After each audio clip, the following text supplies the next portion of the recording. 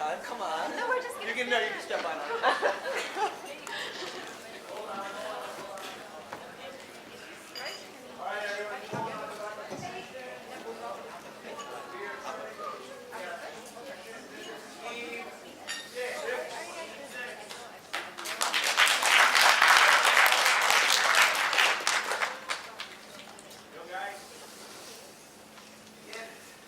Hi, good afternoon everyone, and we are Team 6, and we are Team Eco Tourism. Echo. So ECHO is an acronym, so don't be bothered by that. We just wanted to let you know that we wanted to energize everyone, so hopefully that energized you guys. So ECHO stands for Engaging Communities' Honest Opinion on Ecotourism. So what is this? What do we want to do? Ecotourism, we want to define ecotourism first, so I think you can all read that, but basically ecotourism has two aspects that it needs to uphold. Conservation of, alright, let me get this, alright. Conservation of the natural landscape and the welfare of the local community should always be given importance. So usually what people's understanding of ecotourism is anything that has to do with nature. So anything that you do at the natural environment, that's ecotourism. Anything that's green. So that's largely very descriptive in nature, and to a certain extent that's right, but you could say that hunting, for example, would be ecotourism because you would be interacting with animals, but then that wouldn't have any conservation aspect in it, so that wouldn't be ecotourism. So what we want to espouse and what we want to mainstream is a values-based ecotourism operation. What does this involve? These values: low impact land development, proper solid waste management, energy and water conservation, community engagement, and lastly, biodiversity conservation. So that's not it, right? So anything green, anything nature, that's not ecotourism unless it upholds all these values. So here are some examples. So this is me. I love to dive, and I love to feed a fish. I thought, I was having so much fun feeding the fish, and when I discovered feeding fish with bananas, so you don't mess up the visibility and you get good pictures. So I love to do that, but I was told off. And now I know better. I really advocate to not feed the fish. So why? Why is it wrong? Because first, it's damaging to the environment. You disrupt the natural cycle. So what fish are supposed to eat, for example, they're supposed to graze on the algae, right? And they stop grazing on the algae and the corals because they end up eating the bread that you give them. And bread isn't really part of their diet. So they end up not getting the nutrients that they need. They stop grazing on the algae, and then there's overgrowth in the coral. So it messes up the whole dynamics and the balance of the ecosystem in the marine environment. And large scale, so that's definitely not ecotourism, just because you dive and you feed the fish, so don't feed the fish. And then this is what we have at home, back in the Philippines. So we have a whale shark interaction ecotourism program that a lot of people have been marketing about. The whale sharks here are a guaranteed sighting, so it's not magical anymore because what do they do? So there's a lot of tour operators who can actually have the guts to market this because the whale sharks are a guaranteed sighting in the area. So there's a lot of operations in the area, and you have that. So fishermen feed the whale sharks. So the whale sharks don't go out into the sea anymore. Their migration patterns have been messed up, and what's more, this is one of the whale sharks, so those aren't gills, but actually 11 slashes on its side from a propeller boat. So these whale sharks have been accustomed to going to boats and bumping into them and begging for food. So this whale shark apparently bumped into a boat with a propeller.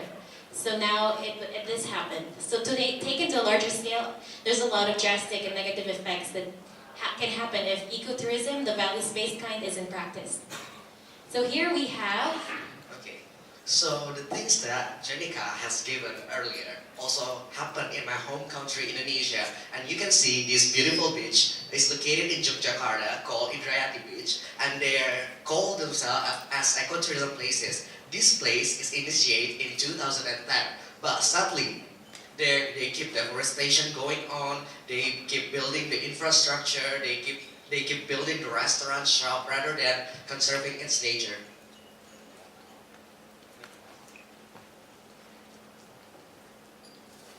Ironically, ecotourism in Thailand is a pure conception thinking of thin air. I shouted you guys here to go and ask one Thai guys already, except the one participating in this event, of course, what does ecotourism mean? And only a few of them will be able to answer your question. Forget about those hotel resort owner who only cares for profit. And the point is, even an awareness of ecotourism in Thailand is very low. And we don't want a once serene and peaceful Krabi island of Krabi on the left side to turn into the present chaotic Phuket, right? Alright, so I also have something to share with you because in Cambodia we experienced the same things. So remember we went to visit a floating village in the Tonle Sap Lake, which is supposed to be an eco-tourist site as well. However, what we have seen, I bet most of you have seen trashes along the river bank, mostly solid trash. So, in our opinion, we don't think that really applies to a truly eco-tourist place. That's it. So to reiterate the problem that we want to address, we have this. So what is the problem? Ecotourism is largely used for marketing. It's just for branding and not really understood as a values-based operation. So this is what we want to change. And this is a teen's example. We go back to that about her issue about the towels. She didn't want them to be collected, so that's something we guys all can relate to. And then our proposed solution, so we have ecotourism, engaging communities' honest opinion on ecotourism. What is this? It's a platform or a website where tour operators are able to rate themselves and provide information about their sustainability initiatives. And at the same time, on the other end of the spectrum, so we have two target audiences, guests are able to validate that rating through another rating mechanism and a feedback mechanism. So they can actually comment, give suggestions, and the like. So if a lot of hotels are rated by 5 stars, we actually propose a 5-leaf rating system. So all these represent the values behind ecotourism activities. So what is the goal, or what are the goals? So we'll just move up to the goals of the ecotourism. So first of all, we want to ensure that all the tour operators are practicing the value-based ecotourism.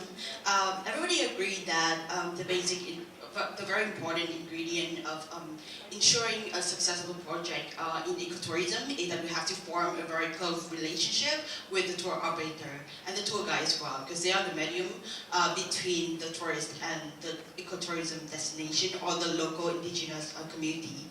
And also, we want to educate tourists to be responsible traveler.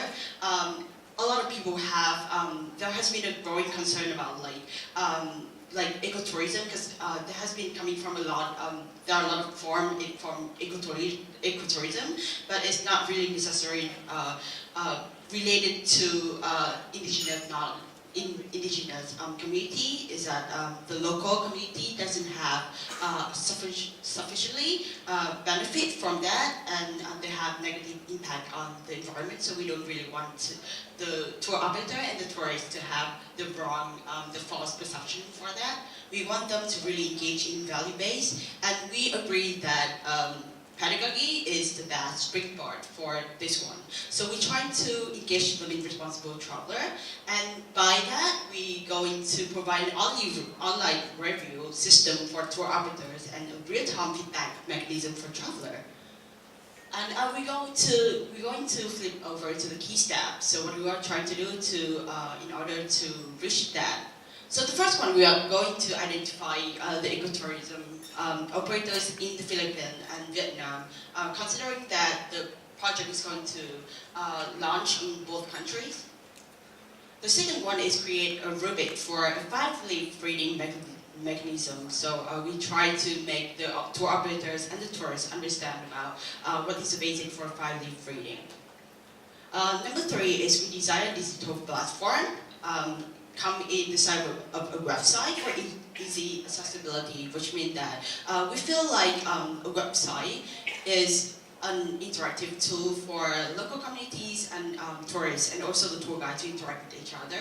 So this one is bringing one step closer to a community-based and community-led project in the future. If we have if we are going to expand on the grants and asking for more funding, so it's going to be the community-led, focus on indigenous community in the future. And the fourth one, the most important one, is that we're going to focus on the tourist guides and the traveler experience of ecotourism. So we want to market, or we want to encourage people, of course, the tour operators and all the stakeholders with more knowledge about tourism, ecotourism, and also knowledge about conservation to engage in for like more credibilities and promotion market. So so we have already divided our group into like several missions, several tasks. So the research is going to have on Tiffany, Abian and Rod is doing the promotion, technology is Alicia and Abeth, and financial is Tiffany, Alicia. Financial resources, we are going to invest. The first one is on website and the second one is on the rocket, the other launch. So we are hoping that it's going to be the huge driving force for engaging people in ecotourism. So now we go to key partners. Of course, we don't know everything about ecotourism, so we'd like to partner with these agencies to gain more credibility and understanding, especially to develop our 5-leaf rating mechanism. We'll also be partnering with our ministries and departments of tourism, both in the Philippines and Vietnam, since these will be the pilot sites. And then, of course, schools, universities who have tour travel organizations. And then as we go on further, as the project gets bigger, we'll partner with the ASEAN and the United Nations World Tourism Organization. So we're going to go a little bit more technical right now, talking about time frame. So this is what we have, research rubric diagram. We're going to jump straight right in, so we're going to start next week itself in May. Then follow up, once we have a little bit of groundwork, we're going to follow up with web development, beta testing. Once we got that all done, launch, and then we'll start monitoring and evaluation itself. But then, of course, we need a marketing plan to follow up with that. So our target audience, there's 2 key target audience in the sense that it's the tour operators as well as the tourists. So we divided into 3 different aspects, the pre, the launch, and the post-launch itself. So during the pre, we basically want to create awareness. So we're going to have very targeted advertising in terms of on ecotourism magazines and websites, online and whatnot. In terms of the meet, we're going to have a launch event co-sponsored by both the resort, partnering with travel bloggers and social media where we'll be able to raise the highest level of awareness itself with the budget that we have.